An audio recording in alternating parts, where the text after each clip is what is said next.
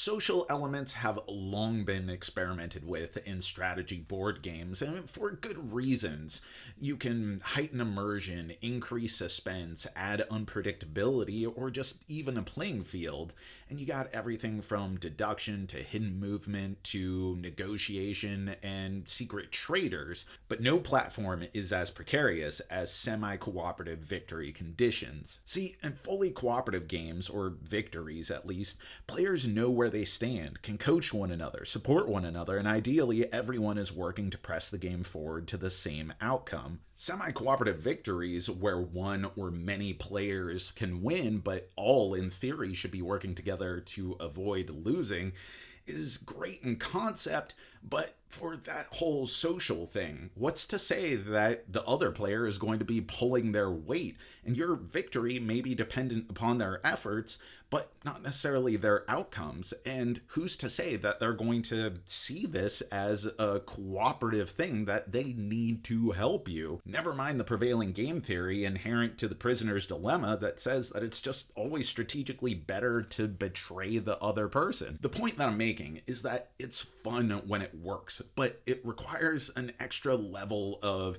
dedication and mutual understanding of all players at the table to prop up the institution. Otherwise, it can quickly devolve. So now that we got the lecture out of the way, let's talk about Hollow Pact.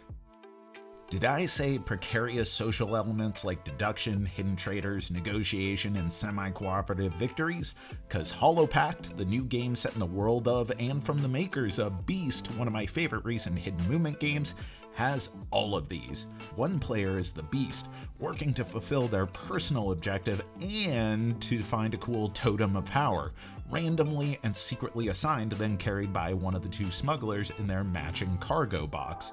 Meanwhile, said smugglers both have their own secret victory conditions, which may or may not require them to suffer so much stress from a variety of means that they go insane, flipping their board and making themselves more vulnerable to the beast's curses and general hijinks, and teetering close to a stress-related, though not the only means of, death. Turns themselves are pretty straightforward. Players have action points to spend on default actions on their character mat, or cards in their hand to move about a semi-randomized board across 3 tiers of spaces, completing randomized or preset scenarios assigned to their tier. Generally, it's some thematic objective setting up how to break into the next level, like getting map pieces or the keys or explosives into the barrow to shove into the gate to bust open a hole, or even presenting opportunities to absolve you from needing to complete one or more of your objectives, all the while the beast player is chasing, damaging, and cursing you in much the same fashion. As a big fan of Beast, there's something actually kind of shocking about how straightforward this game is. Spend stamina to move, draw cards, or if you're the Beast, you can attack, dealing straightforward damage to these couriers, possibly revealing if they have the precious MacGuffin, and use more stamina to draw into more shared player cards or your personal unique curses. Meanwhile, the humans, like in a lot of cooperative games, are spending their actions to predominantly move and interact, or otherwise, like the Beast, they can spend actions to draw cards for more specific actions that you can take off of the shared pool of cards, or their own unique relics which can be scavenged for in different locations. This echoes back to Beast, where there are shared cards that you both use and separate faction-only cards, though since the shared deck of cards isn't dealt then drafted, this is more practical than meaningful, but it is nice that a lot of the operations for the two definitely asymmetric sides function largely the same, giving a familiarity with capabilities. The rub, and why I started this whole damn review the way that I did, is that there's different tiers of victory for the humans and Beast alike. The humans, well, only one of them can have a true victory if they manage to complete both of their goals and escape in their favored escape route based off of the highest priority number on their completed goals, and escape with the magical egg MacGuffin in their possession. But either human or both humans can have a partial victory if they just manage to escape, period, goals be damned. Whereas the beast has a true victory if they manage to kill the player in possession of the tasty taco, which means that they then obtain it. But yet still, even if a player manages to escape with the magical egg, then you as the beast can still have a partial victory if you just get to eat another human.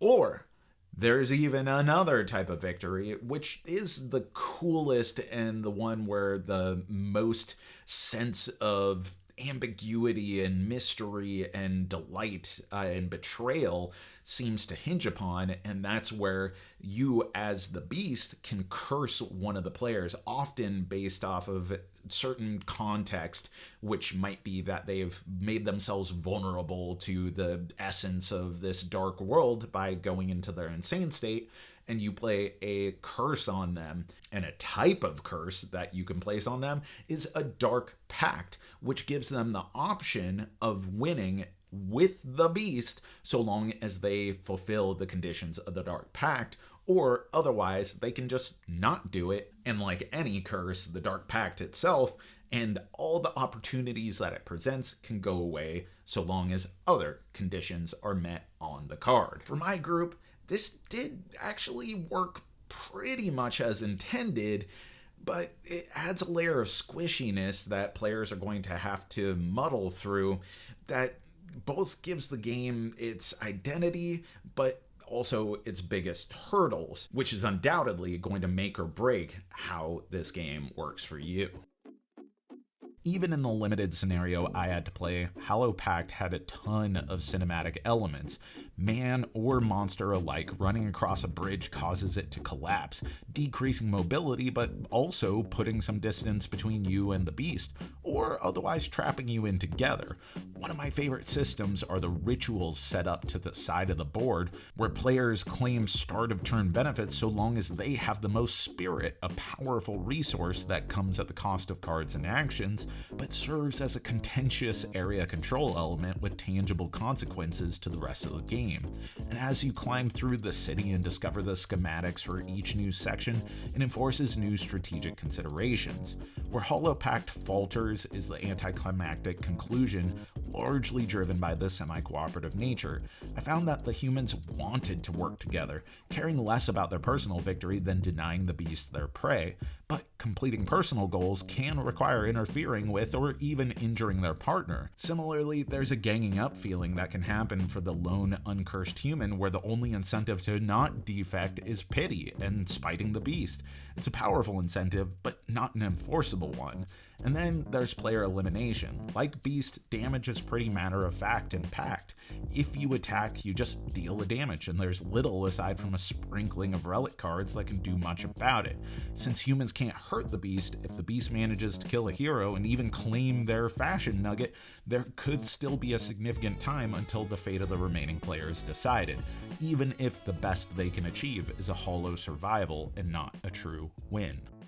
Midhall Games informed me as part of this review that they're still doing some development work on this game, including an alternating action system that could go a long way to mitigating the worst impacts of a particularly nasty beast turn. Personally, I hope they take a look at the victory conditions and the levers associated with these shifting alliances to make a more codified light or dark victory, where either humans or the singular beast or the beast and a human with an active dark pact win as one, though that might be distancing itself too much from what the game intends to be. As it stands, it's fun, adventurous, dynamic, it's singular, where I haven't played a game quite treading in the same waters as this when it comes to the prisoner's dilemma, and it is absolutely gorgeous in illustrations, and the production of the prototype that I received is the best pre-production that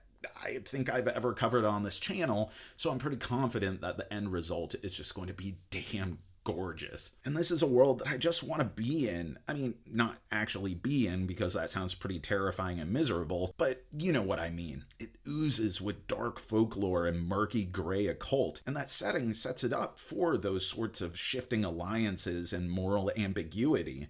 But this is definitely the type of game where players are going to want to know the ins and outs before going in, and I think there is some polishing to do to get it to the final state, taking it from a good game into a great one. But as it is, Pact is ambitious and definitely worth looking into, especially if you are interested in social layers being added onto strategy games. And that's our review. But let me know, what do you think about this in comparison to Beast as a follow-up to what is one of my favorite games, period, and definitely one of my favorite hidden movement games to have come out in the last several years? Put it in the comments below, and as always, thanks for watching, thanks for supporting, thanks for being such an awesome community. You know that I've been Jack for the Cardboard Herald.